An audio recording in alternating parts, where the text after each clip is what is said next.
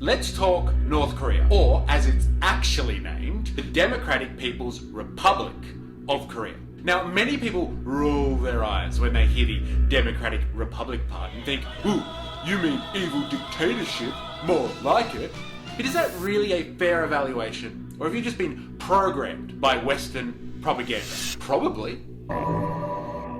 Now, Korea has a long, rich history that I'm pretty much going to skip over here. Korea was a colony of Japan and subject to its imperialism officially from 1910 to the end of World War II. At the end of the war, there were multiple socialist movements across Korea, including freedom fighters engaged in guerrilla warfare to liberate themselves from Japanese occupation. The Soviets, obviously sympathetic to anyone fighting under a socialist banner, assisted the Koreans in pushing the Japanese out of Korea.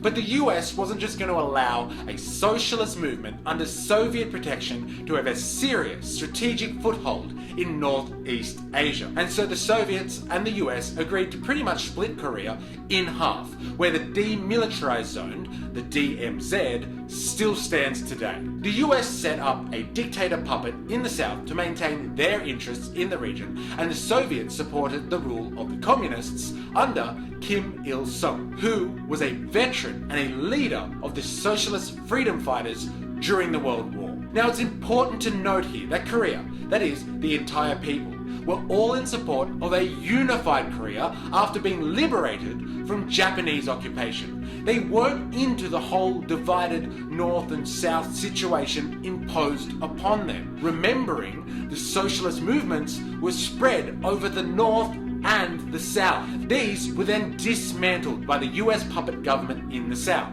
It was the North under Kim Il-sung that invaded the South to unify the country. But unsurprisingly, the US wasn't going to allow that to happen, and they entered the Korean War. Now, after some initial success, due to the fact that most of the seasoned veterans were fighting for the North, they were then pushed back all the way to the Chinese border. Now, the US basically held total control of the air and brutally bombed the North Koreans back into the Stone Age. They had nothing left to bomb in the end, and then started targeting civilian infrastructure just for the fun of it. And people wonder why they hate America so much. It wasn't until the Chinese, fearing US intervention in their borders, entered the Korean War, was the North re-established along the DMZ. Now, North Korean society is based on Juche, which is an adaptation of socialism. It's kind of like Leninism, but seeks to be entirely independent and self-determining. Kim Il-sung believed that self-determination and individual freedom is the pinnacle of socialism, and so they structured their society to ensure national autonomy, economically, politically, and socially. This is why they have such a focus on military and arms production, because they truly believe a strong defense force and arsenal will stop other nations from pressuring and invading them, which has worked pretty well, to be honest. Now, many people think of North Korea like a monarchy, because Supreme Leader Kim Il-sung was succeeded by Kim Jong-il, his son, and then by his son, Kim Jong-un. But it's important to note that they were all elected by the Workers' Party and aren't absolute rulers. They hold particular executive positions, yes, but they can't just create laws and do whatever they please. Now, it is a one-party state. Only the Workers' Party represents the people in Parliament, but they are elected by the people from the party. It's much more complicated than people make it out to be today. For many people, North Korea has a reputation for being poor and trapped in the 80s. And if you think about it, well, that's right. But not because socialist countries just fail.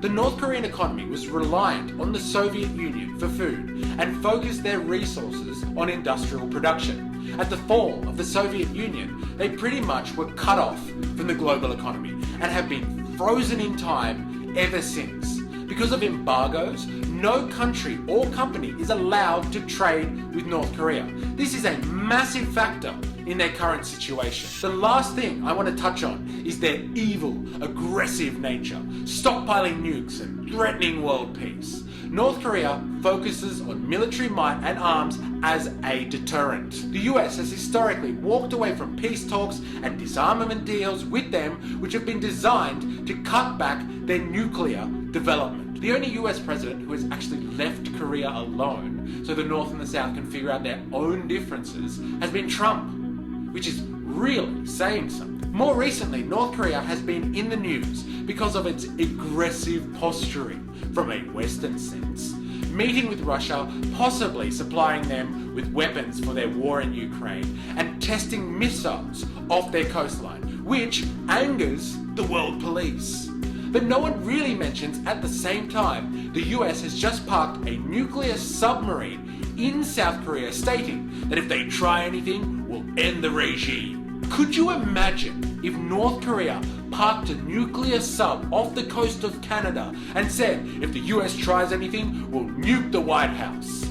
The thought is almost unimaginable. They are under actual threat a lot of the time. It's no surprise that they are acting up in the eyes of the West. Now, for all of you humanitarian doubters out there, here's an interesting case for you. Just recently, a US soldier crossed the DMZ from the south and fled into the north, stating he hated US society and was looking for a better life.